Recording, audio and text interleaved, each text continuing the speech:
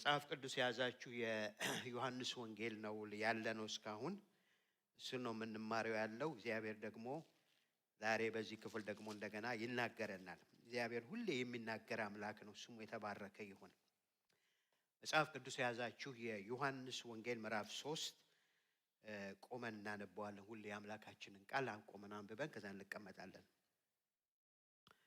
ሐሳቡ እንዲያያዝልኝ ከምዕራፍ 2 ዮሐንስ ወንጌል ምዕራፍ 2 ከቁጥር 23 ጀምረን እስከ እንደገና ምዕራፍ 3ን እስከ ቁጥር 4 ድረስ እናነባዋለን። አጭር ቁጥር ነው ማለት ነው።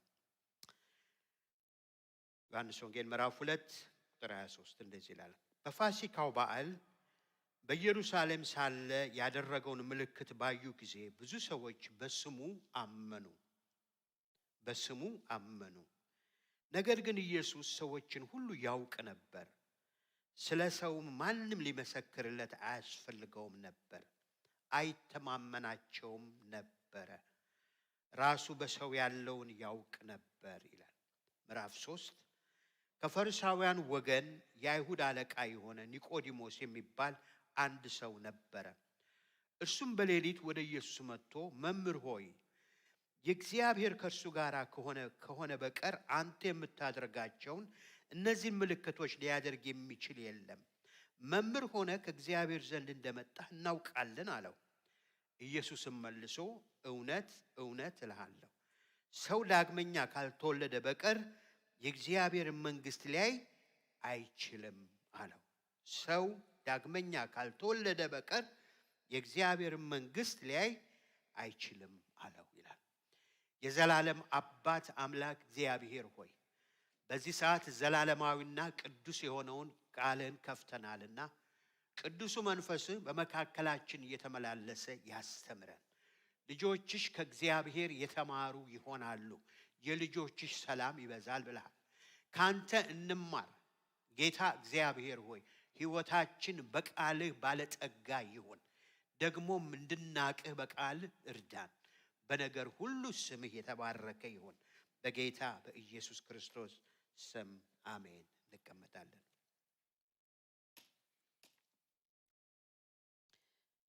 ዛሬ የምንነጋገረው ስለዚህ ምዕራፍ 3 ላይ ስላለው ሐሳብ ዳግም ስለመወለድ ነው። ዳግም ስለመወለድ እዚህ ክፍል ላይ ታዲያ ያለውን ሐሳብ ስንመለከት ዳግም መወለድ ምንድን ነው ብለን ስንል በእንግሊዝኛው ሪጀነሬሽን ወይም ደግሞ እንደገና መወለድ፣ ሪክሬትድ መሆን፣ እንደገና መወለድ የሚል ነው። ዳግም መወለድ የክርስትና ዋናው መነሻው መሰረቱ እሱ ነው። ዳግም መወለድ፣ ዳግም የተወለዱ ብቻ ናቸው ክርስቲያን ወይም ደግሞ የክርስቶስን መከተል የሚችሉ። ዳግም መወለድ እንዲሁ በቀላሉ የምናየው ነገር አይደለም። በተረዳነው በገባን መጠን ግን እግዚአብሔርን እጅግ አድርገን እናመሰግነዋለን። አንድ ድሮ መዝሙር ነበረ፣ መዳኔ ይገርመኛል፣ መዳኔ ያስደንቀኛል የሚል መዝሙር አለ እና እውነተኛ ደህንነት ከገባን በጣም አድርገን እንደነቃለን። የህይወታችን ዋልታና መሰረት ፋውንዴሽን እሱ ላይ ስለሆነ ብዙ ነገር መጥቶ ቢነቀንቀን፣ ብዙ ነገር ቢሸነግለን ከየትም ልንሄድ አንችልም። ምክንያቱም መሰረታችን ደህንነታችንን እናውቃለን ማለት ነው። ለዚህ ነው ጳውሎስም እንኳን ብዙ ነገር ይናገርና ፍርድ ቤት በቆመ ቁጥር መልሶ ወደ ምን ይሄዳል? በደማስቆ መንገድ ሲሄድ ጌታ ተገናኘኝ በቃ እያለ ያንን የተለወጠበትን ደህንነትን ያገኘበትን ነገር በሁሉ ነገር በጣም ራፍሬዝ የሚያደርገው ነገር እሱ ነው። ምክንያቱም እሱ ላይ ነው መሰረቱ የተቀመጠው። ስለዚህ ዳግም መወለድ የሚለውን ሐሳብ ዛሬ እናያለን፣ ያው በመደዳ ስለምንሄድ። ይሄንን ክፍል ስንመለከት ቀደም ብዬ ዮሐንስ ወንጌል ምዕራፍ 2 23 ላይ እስከ 25 ያለውን ባለፈው አንስቼዋለሁ፣ ግን እሱን አያይዤ ነው ወደዚህ መግባት ያለብኝ። ምክንያቱም መጽሐፍ ቅዱሳችን ብዙ ጊዜ በምዕራፍ ሲከፈል ለኛ በዚህ ዘመን ላለነው እንድናነበው እንድንረዳ እንጂ አንዳንድ ጊዜ ተከታታይ ነው ሐሳቡ። በምዕራፍ 2 ያለው መጨረሻና በምዕራፍ 3 ያለው ሐሳብ በአንድነት የሚሄድ ሐሳብ ነው አንዳንዴ። ስለዚህ ለኛ እንዲገባን ነው ምዕራፍ 2 ምዕራፍ 3 ብለን የምንለው እንጂ አዲስ ቢጊኒንግ አይደለም፣ የተያዘ ሐሳብ ነው። ስለዚህ ጌታ ኢየሱስ ክርስቶስ በዚህ በሁለተኛው ምዕራፍ በቁጥር 23 ላይ በፋሲካ በዓል ስለ ፋሲካ ባለፈው ጊዜ ብዙ አውርተናል። እንዴት አድርጎ ቤተ መቅደሱን ገብቶ እንዳጸዳው ተነጋግረናል። ግን በፋሲካ በዓል በዛ ሰንብቷል ኢየሱስ። ምክንያቱም ሁሉ አይሁዳዊ ሁሉ ወደ ኢየሩሳሌም ይሄዳል። እሱም የራሱ የመጀመሪያው ፋሲካ ነው። የክርስቶስ ማለት የእግዚአብሔር በግ ሆኖ የመጣበት ማለት ነው። ስለዚህ 4 ፋሲካዎች ናቸው። የመጀመሪያው ፋሲካ ይሄ ነው፣ የእግዚአብሔር በግ ሆኖ የቀረበበት። ከዛ 2 አሉ። 3 የመጨረሻው ፋሲካ እሱ ራሱ በጉ ሆኖ የታረደበት ፋሲካ ነው። ስለዚህ የመሲሁን ተግባር የሚሰራበት ወራት ውስጥ ነው ያለው እና በዚያ ጊዜ በዛ በኢየሩሳሌም ቆየ ይላል። ከፋሲካው ቀጥሎ ምን አለ? የቂጣ በዓል አለ። አልርሾ እግዚአብሔርን የሚያመሰግኑበት ሲዘን አለ እና በዚያ ሰሞን በኢየሩሳሌም ቆይቷል። ኢየሩሳሌም አሁን በቆየበት ቁጥር ምን ያደርጋል ጌታ? ብዙ ምልክቶች፣ ብዙ ፈውስን፣ ብዙ ታላላቅ ታምራትን ነገር አደረገ። ይህን ታምራት ሲያደርግ ህዝቡ እጅግ አድርገው ተደንቀዋል። ምክንያቱም እስራኤል ለ400 ዘመን ታምራት አላዩም። አያችሁ፣ 400 ዘመን ወይም ደግሞ 10 ጄኔሬሽን ታምራት የሚባል አላዩም። የእግዚአብሔር ድምጽም የለም። አሁን ነው ገና የጀመረው። ስለዚህ ኢየሱስ ከመቅደሱ አስወጥቶ ከዛ በኋላ ፋሲካን ማድረግ ከጀመረ በኋላ እስከ ቆየበት ድረስ ኢየሩሳሌም ሽባዎችንም ዲዳዎችንም የተለያዩ ያልተጠቀሱ ብዙ ተአምራት አደረገ። ህዝቡ እጅግ አድርጎ በቃ ተባረከ፣ ተንቀሳቀሰ። በእውነት ይሄስ መሲሁ ክርስቶስ ነው፣ ይሄስ አዳኝ የተነገረው በነቢያት የተተረከለት እሱ ነው እያሉ ብዙዎቹ ምን አሉ ይላል? በስሙ አመኑ። የሚገርም አመኑ። እሱ ነው እሱ ነው እሱ ነው ብለው አመኑ ይላል። እና ግን ይቀጥልና ምን ይላል እዚህ ላይ? በፋሲካው በዓል በኢየሩሳሌም ሳለ ያደረገው ምልክት ባዩ ጊዜ ብዙ ሰዎች በስሙ አመኑ፣ እሱ ክርስቶስ ነው ብለው አመኑ። ይቀጥልና 24 ላይ ግን እዛው ላይ ምን ይላል? ነገር ግን ኢየሱስ ሰዎችን ሁሉ ያውቅ ነበረ፣ ስለ ሰው ማንም ሊመሰክርለት አያስፈልገውም ነበር፣ ግን አይተማመናቸውም ነበረ። ራሱ በሰው ያለውን ያውቅ ነበረ፣ አይተማመናቸውም። አያችሁ፣ ምን አመኑ። ግን ኢየሱስ እሱ እግዚአብሔር ነውና ሰው ውጭ ነው የሚያየው። እሱ ግን የሰውን ውስጣዊ ማንነት ሁሉ ስለሚያይ ሲያያቸው አይተማመንባቸው ነበር። በስሙ አመኑ። ይሄ እምነታቸው ተጀመረ እንጂ እውነተኛ የሆነ የመለወጥ ነገር አይደለም። ስላዩ፣ ስለተመለከቱ፣ ስለተደነቁ 400 ዓመት ያላዩት ተአምራት ሲሆን ሽባው ሲተረተር፣ አጋንንት ያለበት ሲወጣ፣ እውሩ ሲበራ የሚያስደንቅ ነው። ማንስ በዚህ ሙቭ የማይሆን ሰው አለ? ያን አይተው አመኑ እንጂ እሱ መሲሁ በእርግጥ ክርስቶስ የእግዚአብሔር ልጅ ነው ብለው በዛ አይደለም ያውና ሁሉ አመኑ ይላል። ግን ሳያቸው ውስጣቸውን ሳይ ሰው ሁሉ ያውቅ ነበርና አይተማመንባቸውም ነበር ይላል። የነሱን እምነት ቫሊዴት አላደረገው። እነሱ እኮ አመን ብለዋል። ግን እሱ ምን አለ? ሳያቸው ዝም ብሎ አረፋ ነው፣ እውነት አይደለም፣ የከበረ ነገር አይደለም። አይተማመንባቸውም ነበር። እምነታቸው በተግባር እምነት አብሮ ተግባር አለው። ያንን የማይቀጥል ስለሆነ አይተማመንባቸውም። ቲቶ ላይ ምን ይላል? 1:16 ላይ በስራቸው ይክዱታል ይላል። ያምናሉ ይላል፣ ግን በስራቸው ደግሞ ምን ይላሉ? ይክዱታል። ባፋቸው ወይ በልባቸው አመን ብለው ይላሉ፣ ግን በስራቸው በኑሯቸው በተግባራቸው ፕራክቲካሊ ህይወታቸው ግን ያሉትን ነገር ያልሆኑ ናቸው ይክዱታል ይላል ቲቶ ላይ። ስለዚህ እነዚህ ሰዎች ሲያያቸው ሙቭ አደረጉ፣ ተደነቁ፣ በስሙ አመኑ ይላል። ግን አይተማመንባቸውም ነበር ይላል። ታምራትና ድንቅ መደረጉ ነው እንጂ አይተማመንባቸውም ነበር። እንግዲህ እዚህ ላይ አስቡ፣ አይተማመንባቸውም ነበር። ሌላ ከኢየሱስ ሌላ ምሳሌ ነው የምነግራችሁ ቢመጣ ድንቅ ደግሞ ከሱ የበለጠ ደግሞ ታምራት የሚያደርግ ቢመጣ ወደ ማን ይሄዳሉ? ግልብጥ ብለው ወደሱ ይሄዳሉ። የሚያስደንቅ ነገር የሚሰራ ሌላ ሰው ቢመጣ አሁንም ወደዛ ተገልብጠው ይሄዳሉ። ስለዚህ በጨራታው ምን አይሉም፣ አይገደዱም። ኮሚትመንት የላቸው። አመን ብለው ላሉት ነገር እስከ መጨረሻው ድረስ አይቆሙም። ያለው ሁኔታ አየሩና ኤንቫይሮንመንቱ ይወስዳቸዋል፣ ይጠርጎ ይወስዳቸዋል።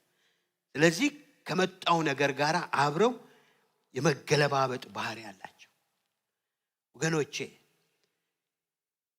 እግዚአብሔር ከዚህ ይጠብቀን። አዎ ጳውሎስ ሲናገር ያመንኩትን አውቃለሁ አለ።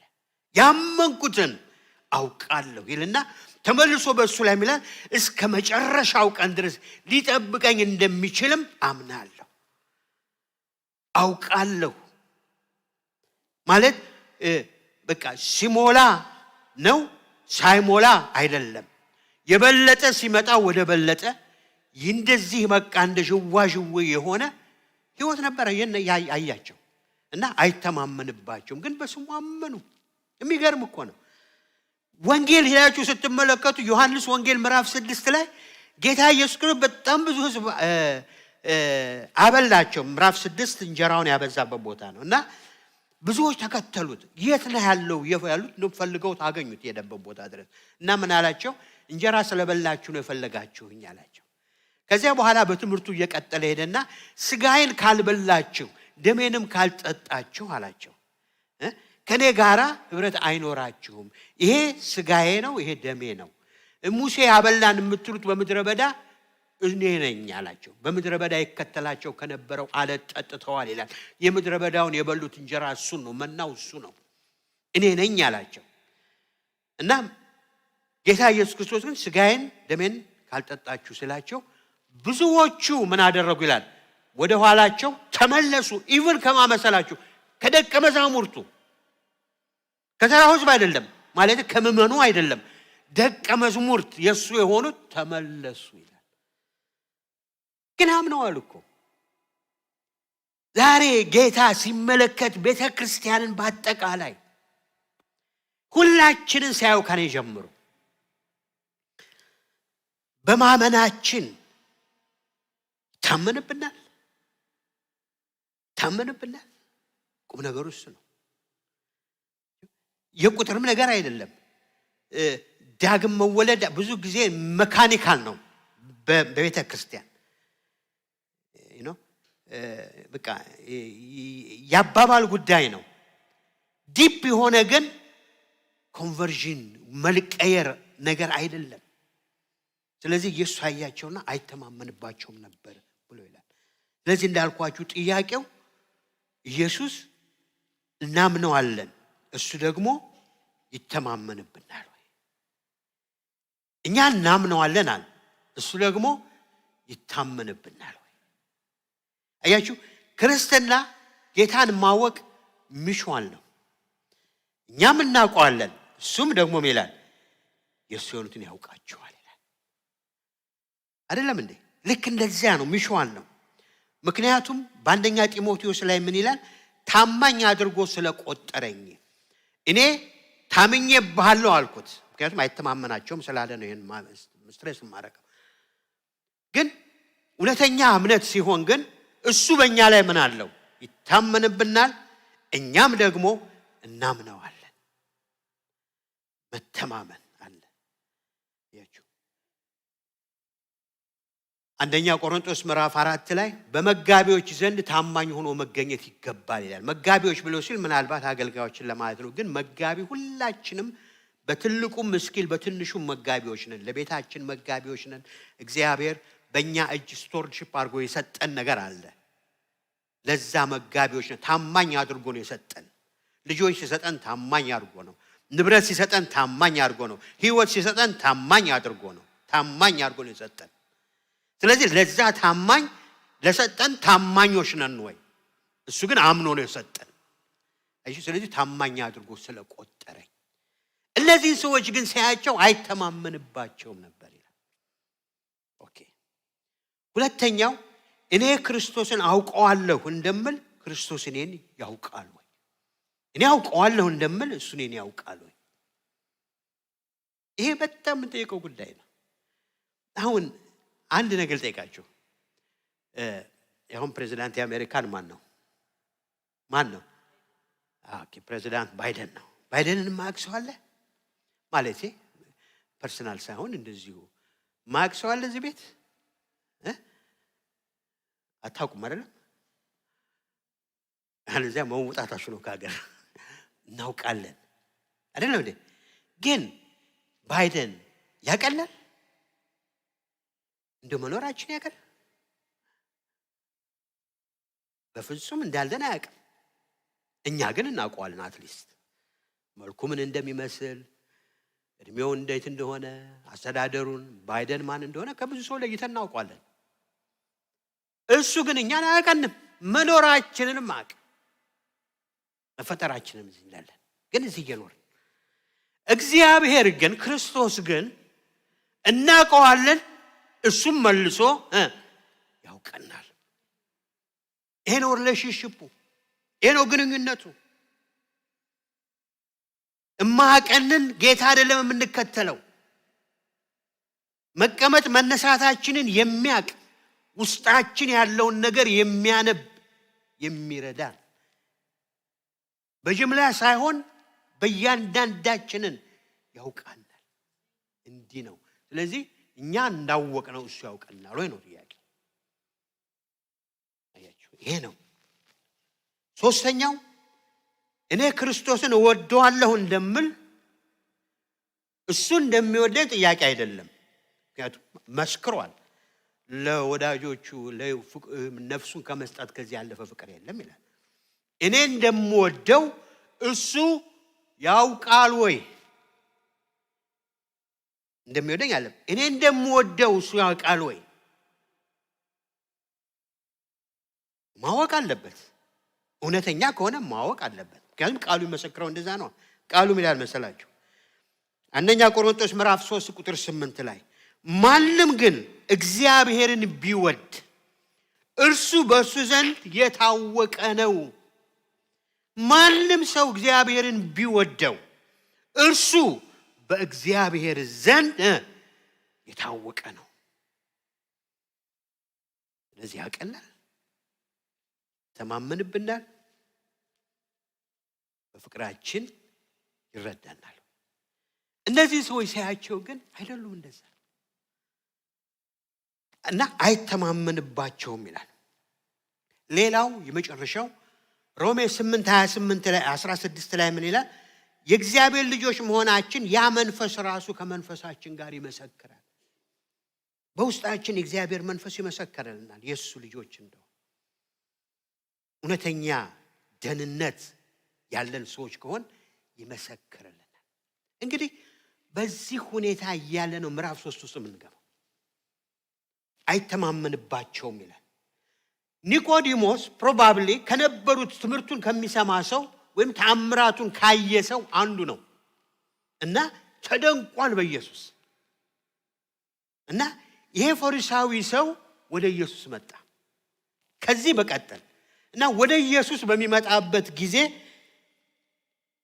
ጥያቄ በውስጡ ገብቷል። ብዙ ነገር በውስጡ ኢየሱስ ከመጣ ጀምሮ ተአምራት ማድረግ ከጀመረ ማስተማር ከጀመረ በኋላ ህይወቱ በጣም ቻሌንጅ ሆኗል። ፈሪሳዊው የአይሁድ አለቃ ኒቆዲሞስ እና ወደ ኢየሱስ መጣ። ይሄ ፈሪሳዊ ሰው እንደኔና እንደናንተ ዝም ብሎ ተራ ሰው አይደለም። በእውነት መጽሐፍ ቅዱስ ፈሪሳዊ ነው፣ የአይሁድ አለቃ ነው ይላል። ስለዚህ በአይሁድ ሃይማኖት ወይም በአይሁድ ስርዓት ውስጥ እስራኤልን አይሁድን ከሚያንቀሳቀሱት 70 ከሚባሉት ሰዎች ውስጥ አንዱ ነው። he's very highly respected የሆነ very influential የሆነ ቃሉ መሬት ጠብ የማይል የሚሰማ ሰው ነው የሰው አያችሁ። ደግሞ ሕጉን ጠንቅቆ የሚያውቅ የመቅደሱን ስርዓት የሚፈጽም እና በትምህርቱም በሁሉም የወጣለት ሰው ነው። በጣም የታወቀ ሰው እና ይሄ ፈሪሳዊ ሰው በከተማው ቢሄድ ሁሉ ሰው ለሱ ምን ያደርጋሉ? በጣም ትልቅ ሪስፔክት ይሰጡታል። ለዚህ ነው እና ይሄ እንደው በእኛ ተርም በእኛ ቋንቋ ማብዬ ልበላችሁ በእኛ አካባቢ ፕሮቴስታንት መቼም ከፓስተር ያለፈ ነው ወይ ምንድነው ሲኒየር ፓስተር ወይ ደግሞ ቢሾፕ። አንዳንድ ቦታ ቢሾፕ ይላሉ። ብዙ ቸርች ያላቸው ሁሉንም በቃ ጠቅልለው ያዙ ቢሾፕ ነን ይላሉ። ከቢሾፕ በላይ ነው። ከካቶሊክ ብትወስዱት ፖፑ ነው ዋናው። ፖፑ አለ ማለት መጽሐፍ ቅዱስንም እንኳን እንደፈለገ ማድረግ የሚችለው ፖፑ በተለይ የካቶሊክ ከሱም ልክ እንደሱ ማለት ነው። በኦርቶዶክስ ብትወስዱ ሊቃነ ጳጳሳት ከሚባል ከእንደዛ የሚቆጠር ነው። በአይሁድ ብትወስዱ ትልቁ ራባይ ከሚባል ሰው ውስጥ ያለ ሰው ነው። ተራ ሰው አይደለም። ግን ይሄ ሰው ነው በሌሊት ወደ ኢየሱስ የመጣው። ምክንያቱም ኢየሱስ የሚያስተምረውና የሚያደርገው ነገር ውስጡ በጣም ጥያቄ ፈጥሮበታል። ውስጡ ህይወቱን አንከምፈርተብል አድርጎታል። እንዲመቸው አላደረገው። ይሄ ሰው በሰው ሁሉ ሪስፔክትድ የሆነ ነው። ውጫዊው ማለት ነው። ውስጣዊው ደግሞ ሌላ ሰው ነው። ፈሪሳዊ ማቴዎስ 23 ሄዳችሁ ስታነቡ ያን የነገረን ራሱ ኢየሱስ ነው እንጂ ማንም ሰው ተነስቶ አሁን ማንም ሰው ተነስቶ እንግዲህ ልድፈር እዚህ አሁን ጽዮንን ልድፈራት ጽዮንን ስለምወዳት ማለት ነው ጽዮንን ውጫን ተናግሬ ውስጥሽ እኮ እንዲህ ነው ልላት አልችልም። እችላለሁ እንዴ? አልችልም። ውጫን ግን አይቼ መናገር እችላለሁ። ውስጧን ግን ምን እንዳለ እግዚአብሔር ብቻ ነው የሚያውቀው። ይሄ ስለ ፈሪሳዊ የነገረን ማን ነው? ኢየሱስ ነው የነገረን። ስለ ፈሪሳውያን ሄዳችሁ ማቴዎስ 23 ብታነቡ ማን እንደሆኑ ውስጣቸው ማን እንደሆነ ህዝቡ እኮ በጣም ትልቅ ሪስፔክት ነው የሚሰጣቸው። ውስጣቸውን ግን ገልጦ የገለጣቸው ማን ነው? ኢየሱስ ነው። እንግዲህ እሱ ከነገረን እሱ ደግሞ ሁሉን ያውቃል። በሱ ፊት ሁሉ ነገር እንደ ወረቀት የተገለጠ ነው። አነበባቸው።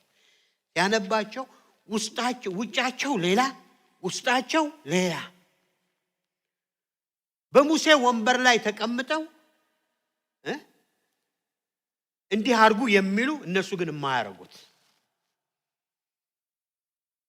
የታይታ ሰዎች የከበረ ወንበር በገበያም ይሁን በምኩራብ ለነሱ ተብሎ የሚደረግላቸው በሄዱበት ቦታ መምህር፣ አባት፣ ሊቃውንት ተብለው እንዲጠሩ የሚፈልጉ ማለት ኢየሱስ ይሄን መቃወም አይደለም። መምህር፣ ሊቃውንት፣ አባት ተብሎ የሚባለው በተግባር መሆን እንጂ በስም አይደለም። አያችሁ ዛሬ ስሙን ቆጣ እንፈልገዋለን። ስሙን እንፈልገዋለን። ብዙ ሰዎች ስሙን ይፈልጋሉ። ስሙ መልካም ነው፣ ግን ስሙ ከተግባር ጋር መሆን አለበት። ግብዞች፣ በውስጣቸው ቅሚያ፣ ስስት የተሞሉ ግሪዲ፣ በውጭ የሚያምሩ በውስጥ ግን የሙታን አጥንት የተቀበረ የተለሰነ፣ በውጭ እንደ ጻድቃን የሚመስሉ በውስጣቸው ግን ግብዝነት የሞላው ናቸው አለ። ይሄ ሰው ውጩ ሌላ ውስጡ ሌላ። ሰው የሚያውቀው ውጩን፣ እሱ ደግሞ ውስጡ ሌላ ነው። እንግዲህ እንዲህ አይነቱ ሰው ለጊዜው ማንን ማታለል ይችላል? ሰውን ማታለል ይችላል አይደለም እንዴ? ግን ማታለል የማይችለው ማንን ነው?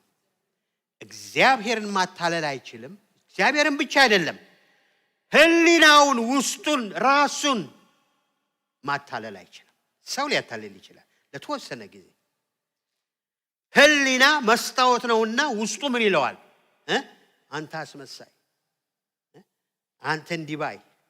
ህሊና እኮ መስታወት ነው። ሰው ህሊናውን ከገደለ ነው በቃ ጸጥ የሚለው እንጂ እስኪገለው ድረስ ህሊናው ምን ያደርገዋል? ሌባ ነህ፣ ውሸታም ነህ፣ ያልሆንከው ነው ይሆንክ ያለው ይለዋል። እግዚአብሔርም ያውቀዋል። ስለዚህ ይሄ ሰው በኢየሱስ ማንነት ተገርሞ ውስጡ ግን አሁን ምን አለ? መታወክ አለ። ውስጡ ሌላ ነው የሚለው፣ ውጩ ሌላ ነው። ሁለት አይነት መልቲ ፐርሰናሊቲ ያላችሁ ታውቃላችሁ። በዚህ ሌላ በዚህ ሌላ። ልክ እንዲህ አይነት ሆኖ ወደ ኢየሱስ መጣ እና በዚያ ሁኔታ እያለ ነው ውስጡ ረፍት የለውም። ውስጡ ረብሻ አለው። ምክንያቱም ህሊናው ካለው ይወቅሰዋል፣ ይነዘንዘዋል፣ ልክ አይደለህም ይለዋል። ሰዎች ብድግ ሲሉለት ውስጡ አንተ እንዲህ ነህ ይለዋል። ረብሻ አለው። በሰላም አይቀመጥም። ግን ያንን ሰላም ሊሰጥ ወደሚችለው ወደ ኢየሱስ መጣ። ኢየሱስን ሲያየው ደግሞ ሲምፕል አንድ የ30 ዓመት ጎረምሳ። አሁን እኛ ነን፣ ሁሌ ደጋግሜ ብየዋለሁ፣ እኛ ነን ወደዚህ ከመስቀሉ በኋላ ያለን ኢየሱስን በሌላ ፒክቸር የምናየው እንጂ አንድ አይሁዳዊ ወጣት ነው በእነሱ መካከል ተነሳ። ሲያየው ሌላ ነው። ረፍት ያለው፣ ጸጥታ ያለው፣ የሚያስተምረውን የሚያውቅ፣ የሚያደርገውን የሚያውቅ፣ ትሁት ቦልድ የሆነ በቃ ህይወቱ እሱና ማንነቱ ያው ነው። ያንን ሲያየው በጣም ተገርሟል። እሱ ደግሞ ያ ፈሪሳዊ ነው። ስለዚህ በሌሊት ወደ ኢየሱስ መጣ። በሌሊት ምናልባት በቀንና በአደባባይ ቢሄድ ብዙ አይነት ክርስትም ሊያመጣ ይችላል። ግን በሌሊት ሄደና ኢየሱስን አነጋገረው። መምህር ሆይ እግዚአብሔር ከእሱ ጋር ከሆነ በቀር አንተ የምታደርጋቸው እነዚህ ምልክቶች ሊያደርግ የሚችል የለም። መምህር ሆነ ከእግዚአብሔር እንደመጣ እናውቃለን። ብዙዎቹ እኮ እነዚህ እኮ ፈሪሳውያን አት ኤንድ የሰቀሉት እነሱ ናቸው። እርግጥ ይሄ ሰው ሊፈረድበት ሲል ህጋችን ያለ ሰው ሳይጠይቅ ይፈርዳል ወይ ብለው ወዲህ በስውር የኢየሱስ ደቀ መዝሙር ሆኗል። የታወቀ ነው። ግን አጠቃላይ ፈሪሳውያን ግን የሰቀሉትም እነሱ ናቸው። ስለዚህ ይሄ ሰው ከነሱ መካከል ወጥቶ መምህር ሆይ አንተ ከእግዚአብሔር ተልከህ እንደመጣህ እናውቃለን። አንተ የምታደርገውን ነገር ሰው በስጋና በደም አያደርገውም። መምህር እንደሆንክ አውቃለሁ። እነሱ መምህር ነው የሚባሉት አለ። አትሊስት እሱን ለህይወት አደረገውና መምህር እንደሆንክ አውቃለሁ እና ምን ትለኛለህ ይመስላል። መጥቶ መምህር ነህ አለው። ኢየሱስ የተናገረው ቃል ቀጥሎ ምንድነው? መምህር አልከኝ ወይ እንዲህ አልከኝ ብሎ አላለውም። ጥሩ ኮምፕሊመንት ነው። ግን ያለው ነገር ምንድነው? ኢየሱስም መልሶ ይላል እውነት እውነት እልሃለሁ ሰው ዳግመኛ ካልተወለደ በቀር የእግዚአብሔር መንግስት ላይ አይችልም አለው። አሜን። ለኒቆዲሞስ ይሄ ቃል ኢቭን ቮካቡላሪ ውስጥ የለም። ይሄ ቃል ሰምቶት አያውቅም። ሰው ዳግመኛ ካልተወለደ በቀር የእግዚአብሔር መንግስት አያየም። ምን ማለት ነው? እንዲህ ሊሆን ይችላል። ምክንያቱም በትምህርትና በመምህርነት ከሱ ያለፈ የለም። ቅድም እንዳልኳችሁ ነው። ላይ ደረሰ ሰው ምንድነው የምትለው? ምንድነው የምታወራው? ኢየሱስ ደግሞ ወደ ዋናው ቁም ነገር ነው ሄደው። ሰው ዳግመኛ ካልተወለደ እውነት እውነት እልሃለሁ ሰው ዳግመኛ ካልተወለደ እግዚአብሔር መንግስት አያየም። እውነት ስንት ጊዜ? 2 ጊዜ። እውነት እውነት ኢየሱስ በተለይ ወንጌል ውስጥ በጣም ብዙ ጊዜ እንጃ ከ20 ምናምን ይበልጥ ይመስለኛል እውነት እያለ እየደጋገመ ለመሰላችሁ ብዙ ነገር በእውነት ጀምሮ በውሸት ያበቃል። ብዙ ነገር አይደለም እንዴ? በእውነት የሚጀምር ይመስላል፣ እውነት ይመስላል። at the end of the day ግን ውሸት ሆኖ ይገኛል። ስማ ኒቆዲሞስ፣ ያድነኛል ብለህ የምትሄድበት መንገድ እውነት ይመስላል፣ ግን ለራስህ እንኳን ውስጥህ መታወክ አለ። ጥያቄ በጥያቄ ያደርጋል። እውነት እልሃለሁ። ስለዚህ መልሶ ራሱን በደንብ ኢቫሉዌት እንዲያደርግ ነው የሚናገረው። አንድ አባባል አለ፣ የማይሰራ ሰዓትና የተሰበረ ሰዓትና ምንድነው የተበላሸ ሰዓት አትሊስት በቀን 2 ጊዜ እውነት ይናገራል። አምናላችሁ አይደል? ይናገራል። ሁለት ጊዜ እውነት ይናገራል። 7 ሰዓት ብሎ ቆሞ ከሆነ 7 ሰዓት ሲመጣ አንድ እውነት ተናገረ። እንደገና ደግሞ ማታ 7 ሰዓት ሲመጣ ደግሞ 7 ሰዓት ነው ብሎ ይናገራል። ግን 22 ጊዜ ምን ያደርጋል? ውሸት ነው። እውነት በእውነት ተጀምሮ በውሸት የሚያልቅ በጣም ብዙ ነገር አለ። ለዚህ ነው ኢየሱስ አጠንክሮ እውነት ይላል። ሲጀምርም እውነት ነው፣ ሲጨርስም እውነት ነው የሱ ነገር። ስለዚህ ዳግም መወለድ ያስፈልጋል ብሎ ለዚህ ለፈሪሳውያን ሰምቶት የማያውቀውን አዲስ የሆነ ነገር ውስጡ አስቀመጠበት። ሰው ዳግመኛ ካልተወለደ የእግዚአብሔር መንግስት አያይ። ይህ ቃል ለኒቆዲሞስ አዲስ ነው። አዲስ ዳግም መወለድ ምንድን ነው? ዳግም መወለድ ምንድን ነው? በእውነት ዛሬ ይህንን በደንብ እንድናጤና ያስፈልጋል እንጂ እኔ መቼም እግዚአብሔር በመጨረሻው ቀን ሰርፕራይዝ እንዳንሆን ከጌታ ነን ብለን ከጌታ ሳንሆን እንዳንቀር፣ ሰርፕራይዝ እንዳንሆን፣ እንዳንደነቅ፣ እውነትን ግን አውቀን በእውነት ላይ እንድንጸና ያስፈልጋል። ስለዚህ አንዱ ይሄንን ስናስብ ራሳችንንም እንድናይ፣ በእውነትም ላይ ከሆነ ደግሞ እንድንደነቅና እንድናመሰግነው ነው። ስለዚህ ዳግም መወለድ ማለት ምን ማለት ነው? ዳግም መወለድ በመጀመሪያ ከወላጆቻችን በስጋ እና በደም እንደተወለድን ሁሉ ሁለተኛ ከእግዚአብሔር መንግስት በመንፈስ መወለድ ነው። አጭሩ ዲፊኒሽን ይሄ ነው። ዳግም መወለድ ከእግዚአብሔር ተወልደናል፣ ማለት ከወላጆቻችን ተወልደናል። ዳግም ደግሞ ከማን ተወለድን? ከእግዚአብሔር መንፈስ፣ ከሱ ዳግም ሁለተኛ ተወለድን ማለት ነው። ግን እዚህ ዳግም መወለድ ላይ የሰው ድርሻ አለ ወይ? ወገኖች እንገራችሁ፣ 100% የማንም ድርሻ ያለበት። ጥያቄው እኔና እናንተ ከአባትና ከእናታችን ስንወለድ ምን ድርሻ አለን? ይሄን እንመልስ። ምን ድርሻ አላችሁ? ምን ድርሻ አለኝ? አባትና እናቴ ሲወልዱ እንደ ቁመቴን ትንሽ ረዘም አድርጋችሁ፣ ፍንጫይን እንደዚህ አድርጋችሁ፣ ወይ ደግሞ ከዚህኛው ሀገር ኔሽን ውለዱኝ፣ ወይ ከዚህኛው ዘር ውለዱኝ። አሚን ምርጫ ኤክስ ራይት እና እንዲያርጋችሁ ውለዱ ብለናል። ምንም ድርሻ የለንም። ከእነሱ ተወለድን። እኛ ዜሮ፣ ምንም ቦታ የለን። ግን ወለዱ። ደግሞ ሲወልዱን የወለዱንም ምንድን ነው የሰጡን? ስጋና ደም ነው የሰጡን። አለም እንዴ? መንፈሳችን የሰጠው ማን ነው? መንፈስን ሁሉ የሚሰጥ ማን ነው? እግዚአብሔር ነው። ምክንያቱም ነፍስ ሁሉ ወደ እግዚአብሔር ናት ይላል። እሱ ነው ነፍሳችንን በዛ ውስጥ የሚያስቀምጠው። እነሱ ስጋና ደም ነው የሰጡ።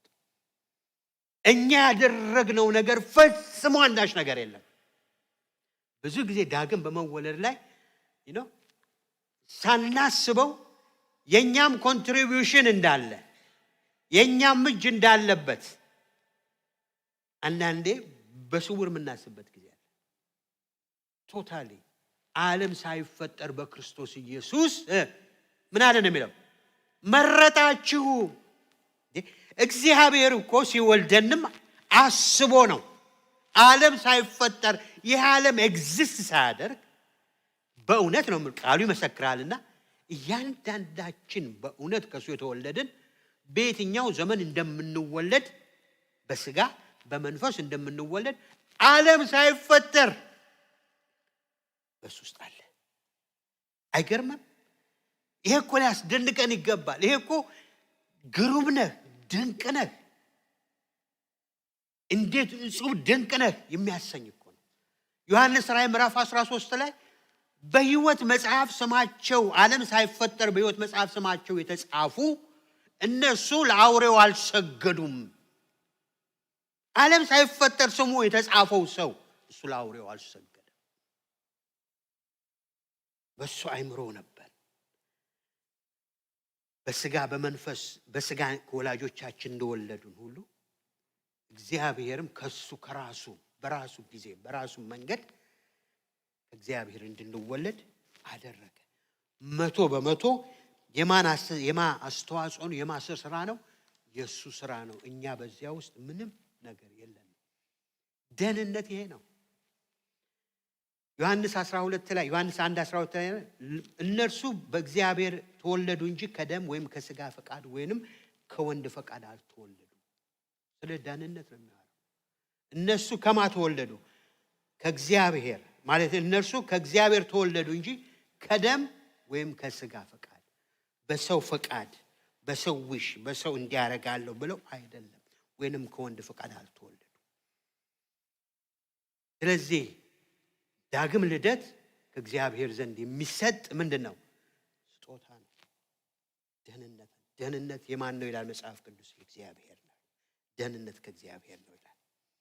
ስለዚህ በዚህ መወለድ ውስጥ እግዚአብሔር የሰጠን ብዙ ባርኮቶች አሉ። ከዚያ ውስጥ አንዱ ምንድነው? አዲስ ልደት፣ አዲስ ህይወት፣ አዲስ ተፈጥሮ፣ አዲስ ባህሪ።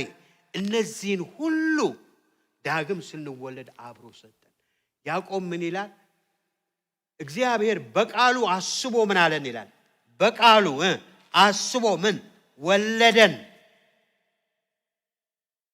አስቦ ወለደን እና አስቦ ከወለደን በኋላ ምን ይላል? እዛው ምዕራፍ ቁጥር 16 ላይ ፍጹም በረከት ከማን ነው?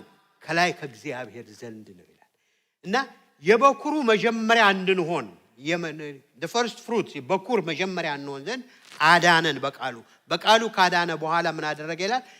ፍጹም በረከት የሆነውን ነገር ሁሉ አወረደብን፣ ሰጠን። ስለዚህ አሁን የዘረዘርኳቸው አዲስ ልደት፣ አዲስ ተፈጥሮ፣ አዲስ ማንነት፣ አዲስ ባህሪ የሚመጣው ከየት ነው? ከዳግም ልደት ከሱ ዘንድ ነው።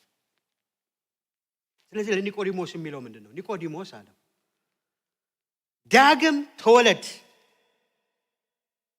እንጂ ሃይማኖተኛ ስለሆንክ ወይንም ደግሞ እነዚህን ሁሉ ስላደረግ ማንም የእግዚአብሔርን መንግስት በራሱ ሊገባ አይችልም።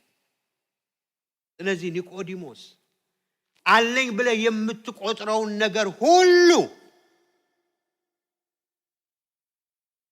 የሞተ ስራ ይላል ዕብራውያን ላይ። የሞተ ስራ ነው ይላል። የሞተ ስራ በእግዚአብሔር ፊት የሚሸት ነው። የሰው ስራ የመርገም ምንድነው? ጨርቅ ነው ይላል እግዚአብሔር። ያ ሁሉ ከንቱ ነው። ስለዚህ ኒው ቢጊኒንግ የሚሰጥ ማን ነው? ራሱ እግዚአብሔር ነው። እንግዲህ ይሄ ሆኖ ወደ እናንተ ወደ እኔ ሲመጣ አያስደንቅም? እግዚአብሔር ስለ ደህንነታችን አንደነቅም? ምን ስለሆን ነው? እንዴትም እንደሆነም ሊገባን አይችልም። እግዚአብሔር ግን በልጁ በኢየሱስ ክርስቶስ በኩል ደህንነትን እናገኝ ዘንድ እግዚአብሔር ወደኛ መጣ። እግዚአብሔር ስም የተባረከ ይሁን። አንደኛ ጴጥሮስ ምዕራፍ 1 ቁጥር 3-4 ላይ ኢየሱስ ክርስቶስ ከሙታን በመነሳቱ ለሕያው ተስፋ ለማይጠፋ እድፈት ለሌለበት ለማያልፍ ርስት እንደ ምሕረቱ ብዛት ሁለተኛ የወለደን የጌታችን ኢየሱስ ክርስቶስ አምላክና አባት ይባረክ። ሁለተኛ የወለደን እሱ ነው የወለደን። ኤፌሶን 2:5 በበደላችሁ ሙታን እንኳን በሆናችሁ ጊዜ ከክርስቶስ ጋር ምን አለ? ሕይወት ሰጣችሁ፣ በጸጋ ድናችኋል። ቁጥር 8 ላይ ዝቅልና ጸጋው በእምነት አድኗችኋል፣ ይህም ከእግዚአብሔር ስጦታ ነው እንጂ ከእናንተ አይደለም፣ ማንም እንዳይመካ ከስራ አይደለም። እግዚአብሔር እኮ ይህንን ቃል እዚሁ ሲጨምረው ወደድንም ሳናቅም በውስጣችን የደህንነትን ነገር የኛም ነገር ስላለ አድርገን እንጨምረዋለን። ኖ ማንም እንዳይመካ ከስራ አይደለም። የሞተ ሰው ራሱን ማንሳት ይችላል? የሞተ ሰው ማዳን ይችላል? ራሱን አይችልም። ማዳን የማን ነው? ማዳን የእግዚአብሔር ነው። ስለዚህ እንደዚህ አድርጎ ምን አደረገን? አዳነን። ቆላስይስ 1:13 ላይ እርሱ ከጨለማው ስልጣን አዳነን። ኔክስት ዊክ ያንን በዲቴል እንበዛለን። ከጨለማው ስልጣን አዳነንና ቤዛነቱን እርሱንም የኃጢአት ስርየት ወዳገኘንበት ወደ ልጁ መንግስት ፍቅር አፈለሰን። ከዚህኛው ባርነት ቀንበር ከተያዝነበት ወደዚህኛው አፈለሰን። ያደረገ ማን ነው? ራሱ እግዚአብሔር ነው። ራሱ እግዚአብሔር። ደህንነት ከማን ነው? ከእግዚአብሔር ነው። ስለዚህ ለኒቆዲሞስ የሚለው ምንድነው? ስማ፣ ውስጥ ይሄ ሁሉ መታወቅ አለ። ዳግም መወለድ ነው። ከየት? ከእግዚአብሔር መንግስት። ዳግም መወለድ ደግሞ ቅድም ላልኳችሁ መካኒካል አይደለም። እውነቴ ነው የምላችሁ። አሁን ብዙ ጊዜ መካኒካል እኮ ነው የምናደርገው። ሰዎች ስቴትመንቱ ስለተናገሩ ኢየሱስን ተቀብየዋለሁ ምናምን ስቴትመንቱ ስላሉ ዳኑ ማለት እንዳይመስላችሁ። መካኒካል ነው ያ። ደህንነት ራሱ መንፈስ ቅዱስ ኮንቪክሽን የሚያመጣው ነው። ከውስጥ ወንጌል ይሰበካል፣ ምንም ጥያቄ የለውም። ኢየሱስን በሉት በሙሉ ሐዋርያትን በሉት ራሱ ኢየሱስ እንኳን የእግዚአብሔር መንግስት ቀርባለች ምን በሉ ንስሐ ግቡ እያለ ነው የሚተከው። እኔን ተቀበሉኝ ብሎ ኢየሱስ ሰብኳል። የትም ቦታ እናነበር ንስሐ ግቡ ነው። ንስሐ ግቡ። ሰዎች ንስሐ ሲገቡ ከውስጣቸው መንፈስ ቅዱስ በሚያስደንቅ ሁኔታ ኮንቪክትድ ያደርጋቸዋል። ያንን አፈርም ለማድረግ ስቴትመንቱን ሊሉ ይችላሉ። ኢትስ ኖት መካኒካል። ዛሬ መካኒካል ሆኖ እውነቴን ነው የምላችሁ ህይወታቸው ሌላ፣ የሚናገሩት ሌላ፣ የሚኖሩት ሌላ። በጣም ብዙ ከአገልጋይ ከሰባኪ ጀምሮ እስከ ምዕመን ድረስ አለ። ሰዎች ሳይድኑ ሊሰብኩ ይችላሉ። ሳይድኑ አገልጋይ ሊሆኑ ይችላሉ። እንገራቸው ሳይድኑ ዘማሪ ሊሆኑ ይችላሉ። ዳግም ሳይወለዱ። ዳግም መወለድ በሰው ፈቃድ የሚሆን አይደለም፣ በመንፈስ ቅዱስ ኮንቪክሽን የሚመጣ ነው። ሳይድኑ ምክንያቱም ያ በምን ይታያል? በህይወት ላይ ይታያል። በስራቸው ይክዱታል። ወይም ደግሞ ጥርሳችንን ነክሰን በቃ እግዚአብሔር ላስደስተው በቃ እንደው ምን ክርስትና እንደሱ ሊሆን አይችልም። እንዴት አድካሚ ነው መሰላችሁ? አድካሚ ነው አይደለም እንዴ? በእግዚአብሔር መንፈስ የሚደረግ ኑሮ ነው አይደለም እንዴ? ማንም በስጋው ተነስቶ እግዚአብሔርን ፕሊስ ሊያደርግ አይችልም። እግዚአብሔር ግን በእኛ ውስጥ ሆኖ የተወለድንበት ዘር እንድንሆን የምንሆን የሚያደርገን እሱ ነው። ያልተወለድነው መሆን እንችላለን። ሰዎች ያልተወለዱትን አክተር ሊሆኑ ይችላሉ። ቲያትር ሰሪዎች ልንሆን እንችላለን። ግን ዳግም መወለድ ኳስችነብል አይደለም። ያን ደግሞ ጌታ ነው የሚያውቀው። ስለዚህ ቲቶ አንድ ቦታ ለንበላችሁ እየጨረስኩ ነው። ቲቶ ላይ ምን ይላል መሰለህ? ቲቶ ምዕራፍ 2 ላይ ቲቶ 3 ላይ እንዲህ ይላል። ላንብብላችሁ። በጣም የሚገርም ነው። ስለ ቀድሞ ህይወታችን ይላል። እኛ ደግሞ ቀድሞ ይላል ወደ ጌታ ሳንመጣ ዳግም ሳንወለድ ማለት ነው። እኛ ደግሞ ቀድሞ የማናስተውል ነበር፣ የማንታዘዝ፣ የምንስት፣ ለምኞትና ለልዩ ልዩ ተድላ እንደ ባሪያዎች የምንገዛ፣ በክፋትና በምቀኝነት የምንኖር፣ የምንጠላላ፣ እርስ በርሳችን የምንጠላ ነበርነ። ወር እንደዛ ነበርን። ኢየሱስ ዳግም ስንወለድ ግን ወደ እግዚአብሔር መንግስት መተን ስንወለድ ግን ድራስቲካል የሆነ ነገር እግዚአብሔር በውስጣችን አደረገ። ያደረገው ምንድን ነው? ነገር ግን መድኃኒታችን የእግዚአብሔር ቸርነት ሰውን መውደዱ በተገለጠ ጊዜ እንደ ምሕረቱ መጠን ለአዲስ ልደት፣ ዳግም መወለድ ነው የምናወራው፣ ለአዲስ ልደት በሚሆን መታጠብ በመንፈስ ቅዱስ በመታደስ አዳነን እንጂ እኛ ስላደረግነው በጽድቅ ስለነበረው ስራ አይደለም። እንደዚህ አይነት ሰዎች ነበርን። አሁን እንዲህ አደረገን። እንደዚህ የነበርነው ሰዎች ተሻሽለን ኢምፕሩቭመንት አላለም ወይ ደግሞ ሪሃቢሊቴሽን ገብተን ወይ ደግሞ ትሬኒንግ ገብተን ወይ ደግሞ ባህሪ የሚቀይር ነገር ውስጥ ገብተን አይደለም የተቀየር ነው። እዚህ ነበርን፣ አሁን እዚህ አደረገን እሱ። ለምን? አዲስ ልደት፣ ዳግም መወለድ። ክርስትና በልምምድ የምናደርገው አይደለም፣ በፍጹም አይደለም። ስለዚህ ለቀኑ ሞዴሱ የሚብለው ምንድን ነው? አንተ መምህር ነህ፣ ዳግም ከማትወለድ ከእግዚአብሔር መንግስት ተወለድ። ያ ባህሪ ስትወለድ የተወለድክበትን ዘር ነው የምትሆነው።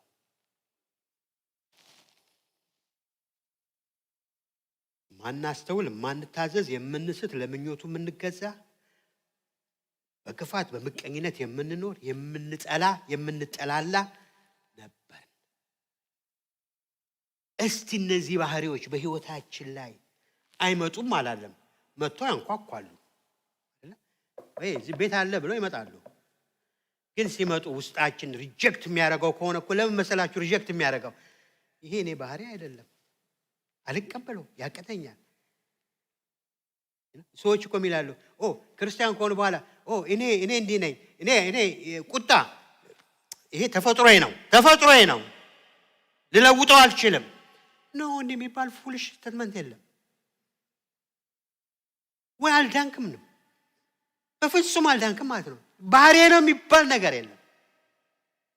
እኔ አኩራፊ ነኝ፣ ይችን ብቻ አትንኩብኝ። አዲስ ህይወት ሰጠን እኮ ነው የሚለው። አዲስ ካራክተር ሰጠን ነው የሚለው። እንዲህ ነበርን፣ እንዲህ አደረገን ነው የሚለው። ያ መንፈስ ይሻይልም ውስጤ። ለጊዜው ላዝል ይችላለሁ፣ ግን ወዲያው አስተካክላለሁ። ሄጄ ወልጄ ኃጢአትን አልለማመድም፣ አልሰራም፣ ይሻይለኝም። ካደረኩም አለቅሳ ንስሐ ገባለሁ። ሳይውል ሳያደር መንገድ እንኳን እንዴት አያደርገኝም። የማልፈልገው ሰው የጣላው ሰው መንገድ ላይ ሲመጣ መንገድ ቀይሬ አልሄድም። ወይ ሀምብል ሆኜ ይቅርታ ጠይቄ ወይ ነገርን አስተካክዬ መቆም አለብኝ። እንዲህ አይነት ጨዋታ በጣም ብዙ አለ። ህይወታችን መመርመር አለብን። የተቀበልነው ህይወት የእሱ ህይወት ነው። የደም የፈሰሰበት ህይወት ነው። እንዲህ ነበራችሁ እንዲህ አረግኳችሁ ነው የሚለው። ስለዚህ እንደዚህ ያደረገን በአንድ ስቴትመንት ሲገዛው ሲጠቀልለው 2 ቆሮንቶስ ምዕራፍ 5 ቁጥር 17 ስለዚህ ማንም በክርስቶስ ቢሆን አዲስ ምንድነው? ፍጥረት ነው። አሮጌው ነገር አልፏል፣ እነሆ ሁሉም አዲስ ሆኗል። ማለት ያልፋል አይደለም፣ ወይንም ደግሞ ምንድነው? አዲስ ይሆናል አይደለም፣ ሆኗል። it just happened። ይሄንን ሪሃቢሊቴሽን ገብተን አናመጣውም። ይሄንን ምን ፕሮግራም ተይዞልን ትሬኒንግ አናመጣውም። ይሄንን የሚያመጣው ማን ነው? መንፈስ ቅዱስ። ዳግም ስንወለድ ኮንቪክሽን ውስጣችን ያመጣል። አይደለም እንዴ? እግዚአብሔር ይርዳን። ስለዚህ ለኒቆዲሞስ ምን ዳግም መወለድ አለበት። ተወልደናል፣ እኛና እግዚአብሔር እናውቃለን። ከተወለድን ደግሞ እንዴት ግሩም ነው! እንዴት ግሩም ነው! እንዴት ጠራኸኝ፣ መድኃኔ ያስደንቀኛል የሚለው መዝሙር እዚህ ላይ ነው። ያስደንቀኝ ቅድም መጨረሻ ላይ ይዘመር። እንዴት ይገርማል! ሰው ራሱን አይወልድ፣ አንተ ግን ወለድከኝ፣ አንተ ግን ጠራኸኝ፣ አንተ ግን ፈለግከኝ፣ አንተ ግን ትበቃለህ አልከኝ። አላውቅም፣ አንተ ረግ። ስለዚህ መዝሙር ወይ አይ ቲንክ መዝሙር ወይ የምታውቁ ካለ ትነግሩኛላችሁ። ሳላስበው በከበረው ሰረገላ ላይ አስቀምጠኝ የሚል ቃል አለ። ሳላስበው የት ላይ? የከበረው ሰረገላ ላይ ምን አደረገኝ? ቁጭ አድርገኝ። ሳልቬሽን እኮ እሱ ነው።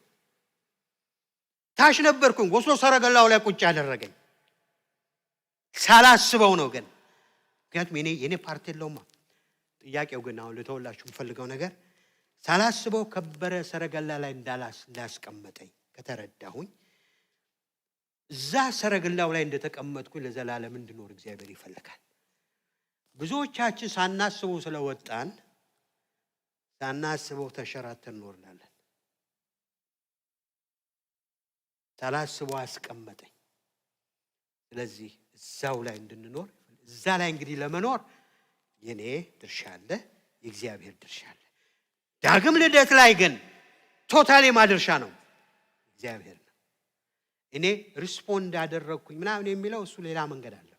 መንፈስ ቅዱስ ቢገባንም ባይገባንም ዓለምን ኮንቪክትድ ያደርጋል ይላል። እሱ ዙሪያችን እየዞረ ነበር፣ ሳናውቀው ይዞረና ዝም ብሎ እንጂ ማንም ሰው ወደ ጌታ እንዲሁ አልመጣም።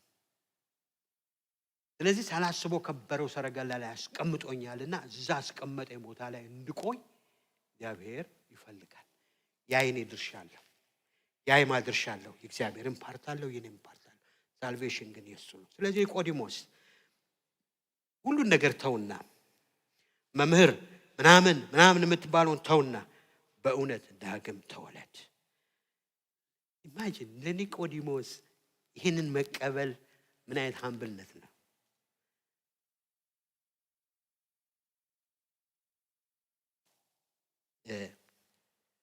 አንድ ኢትዮጵያ ያለን አንድ የወንጂ ስኳር ማናጀር የነበሩ ፊሊፕ ዛፍ ሜክሲኮ አደባባይ የሆነ ፎቅ አለ፣ ፊሊፕስ ህንፃ ትልቅ፣ እዛ ነው ቢሮ ድሮ ነው። እና እኚህ ሰውዬ ጌታን አገኙ እና በጣም ተለወጡ እና በጣም አሜን ሰውዬው በጣም ሜቲኩለስ፣ አለባበሳቸው፣ ምናቸው፣ ሱታቸው፣ መኪናቸው አልፋ ሮሚዮ ነበር እንኳን የሚሉት። ይሄ እንደው ተራ ዳትሰን ምናምን አይደለም፣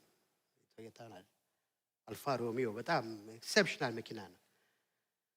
እንዲህ አይነት በጣም እና ጌታ ነካው። ከዚያ በኋላ በቃ በየፌሎሺፑ በቃ እና አንዳንድ ሰዎች እንዲህ ሰውዬው ምን ነካው? እኚህ ጫማቸው እንኳን የሚሸት ልብሳቸው እንዲህ የሚል በቃ እንደው ተራዎች እንዴት ከነሱ ጋር አለ አይደለም ወርዶ ያን ያህል ሰው ዳግም ሲወለድ በቃ እዚህ ነው ከውስጥ ነው ያን ሁሉ ስታተስ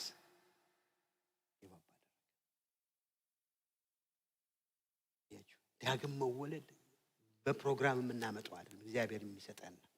ስለዚህ ከወጣንበት በዛው ላይ እንድንቆም እግዚአብሔር ይፈልጋል። እግዚአብሔር ስም የተባረከ ይሁን። አንድ ጽሁፍ አንድ ጊዜ አግኝቼው ስልኬ ላይ ፎቶ አድርጌው ነበር፣ ግን አላገኘሁትም። ግን ሀሳቡ ስላለ እሱን ላንብብና ልጨርስላችሁ።